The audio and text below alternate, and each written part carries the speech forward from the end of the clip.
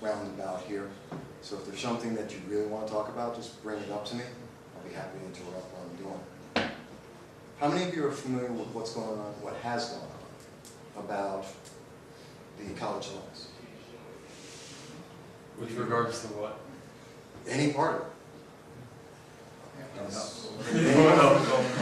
So, well, we've got about 15 people almost. 7. Okay, 11. And only one person really knows about it. That's one of the things. And I don't mean to say that as a negative. But I mean, this is something that's going to directly impact you guys. And for all the huge press, there have been months and months that we've seen everybody from President Obama through Harry Reid, we've heard Boehner speak about it. We haven't heard our regional congressional district representative say anything, but what you have heard is a lot of people talking about how they're going to do so much to make sure that they freeze or lower the interest rates that you're going to be paying on your college loans. But all that hubbub and that bluster, what I like to call 30-second sound bites, aren't reaching you. When was the last time any of you heard of a representative come down to this college to speak to you guys, like I am right now? How about this kind of a meeting outside the college, but targeting to your age group? You have? I mean, like, I can imagine that, like, for a campaign like But this. have you no, seen I it? can't think of anything. Yeah. You know, that's the scary part. And one of the reasons why, right now, I have formed an exploratory committee. The whole purpose of it, right now in this phase, is to speak to you guys. And to speak to the rest of the constituents of the 22nd District. Because what we're supposed to be doing in Congress is addressing your concerns. Finding out what you believe we need to be focusing on. And getting some ideas of, here are our concepts, here are our ideas in Congress, what we think is going to work. Do you agree with it? Do you not agree with it? Here are the arguments for and against. And when we present that to you, you get to make that final decision and say, okay, I say yes or I say no. And the representative is supposed to go back and fight for the position you've made. Not what he's made, not what the party's made. And I feel that's a very big and important part of what's wrong with Congress right now, what's wrong with the government right now, and why we have the situations that we have right now. Not enough people are aware of critical issues that are affecting them directly. Not enough people are aware that their constituents are taking positions that have nothing to do with what they believe, and no one's holding them accountable. I don't believe that's right. I don't think that's what the purpose was, and I don't think that's helping us. I want to get back to that. Part of the reason why I'm here today is to find out what you're concerned about. I want to find out how I can make sure what you believe is going to be heard, both during the campaign and also if I get elected in the halls of Congress, because that's how we actually get things to get better. Now, let me backtrack a little bit. I always said it, I've talked to you. I said everyone was filtering in. My name is Michael Vasquez. I am a businessman. You can check in every search engine, well, virtually every search engine in the world. You look under the name Michael Voss. That is my business name. V-A-S-S. I've been writing for 7 years on political commentary. I followed almost every issue, major and minor, from the local here in Binghamton all the way up to the national and the international. In that time, I've spoken to just about every single candidate and elected position in the Southern Tier. Talked to everybody. I've had interviews with them. I've spoken to them. I've spoken to the national groups about various issues that have been going on. The one thing I consistently see, they are not addressing us. They are not saying, well, this is what Bob down at the garage said. This isn't what my mailman said. Let me ask you guys something. Does anyone have any idea about how many regular people are in Congress right now? When I say that, I mean someone who's not a millionaire, someone who's not a lawyer, or a judge, or a career politician. Less than 5%. Those I did exist. less. Really close. Really close. What's that? Do those exist, like, at all? Yeah, no, they do. Not millionaires. Doctors count as regular people or no? They can, yeah. But what I was thinking of is the next step down. There's 3 nurses. There's 1 car salesman. There's 1 guy who worked at a radio station. There are 6 ex-military. It starts getting sketchy after that. There's 1 veterinarian. There are about 300 career politicians. There's over 33 lawyers, 17 judges. Now that sounds interesting. Now I'm not knocking them for what they've done.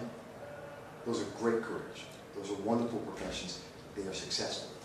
47%, 48% of Congress right now, this is both houses, and including both parties, millionaires, which is fantastic. They have done well for themselves and they should be commended for that. Are any of your families millionaires? How about your friends? Friends of friends. We have to start doing it now. No, it's not a bad thing. There's a lot of I don't know, places. some I know- families in this room are definitely really I know nice. one Your parents billionaire own your has house had and have champagne, retirement account. and that's about it. At least a You- couple of them. Millionaires are more common thing than Are we millionaires. done? Yeah, I like it. It's At not least bad. some of you have, yeah. I know as a stockbroker, I worked as a stockbroker for 7 years. I've dealt with many millionaires. They're very good people. They work hard for it. I know several of them who work every day and never have more than $50 in their pocket. I'm not going to talk down about them, but I will tell you this. The things that affect you, that affect us, the regular average person, the majority of the people in the district, don't affect millionaires in the same way. They don't affect people in Congress the same way. There is too much separation between what Washington, D.C. and Congress and the political parties are doing and what we believe. And I've seen that in the commentary I've been working on and writing about for years. It's time to address that. Now, I'm not rich. I grew up in the Bronx, in a poor family. I'm a former United States Marine, served in the reserves. I've also lived in Moscow, in Tbilisi, during the time, if you may have read about it, during the coup. I was there. I watched the tanks roll down. I was also in Soviet Georgia when they started their civil war, started shooting RPGs at each other across the street. I was in California. You may have remembered or heard about the Northridge earthquake. I was there. I owned a business out there for a while. And I've lived in New York State, up and down. I'm originally from the Bronx. I've watched about a third of my friends die from drugs. I watched another third of my friends go to jail. That was before we got out of high school. I'm not special. I'm just like everyone else. Went to Rutgers University, studied chemistry, philosophy, and English. Did not graduate. Did not get a degree. I was working. Had to pay bills for my family and for myself. So, I like to believe I'm just like everybody else. We work. We have problems. We deal with it. We have aspirations. We try and get to the ones we can do. Sometimes we succeed, sometimes we fail. For me, failure has meant being homeless. I was homeless twice. Recently, during the recent recession, I went into foreclosure twice. I can tell you that in all the times I've had my hardships, I've never once had someone in Congress come down and say, here's a process to get out of that. Here's a better way. We have a lot of programs that'll tell you, we're going to feed you, and we're going to keep feeding you, as long as you do what we say. Think, New York State, no sugar, no salt. You can only have certain types of foods. But you're in need. You need help. So as long as you accept the help, the way we're going to give it to you, well, you can keep getting that help. I don't agree with that principle. And I want to get into some of my principles. I believe in a very strong principle that's helped me survive throughout my life and in all the things I've done. You've heard it.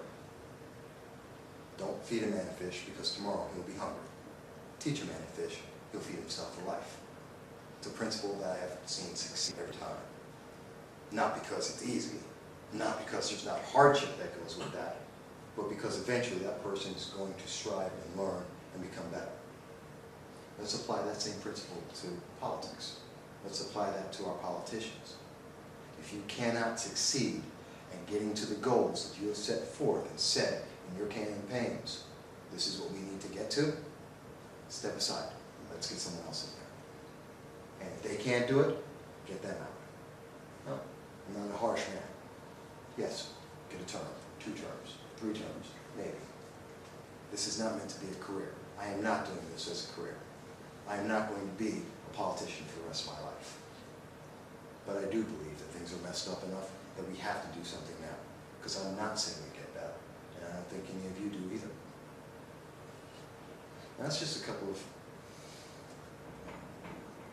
a range of some of the things that I think, and some of the ways that I think, some of the things about me. I'm sure it opens up quite a list of things that you could ask. And I'd rather take, I don't want to take all you guys' time, but I do want to just take up whatever time I can. Ask me questions.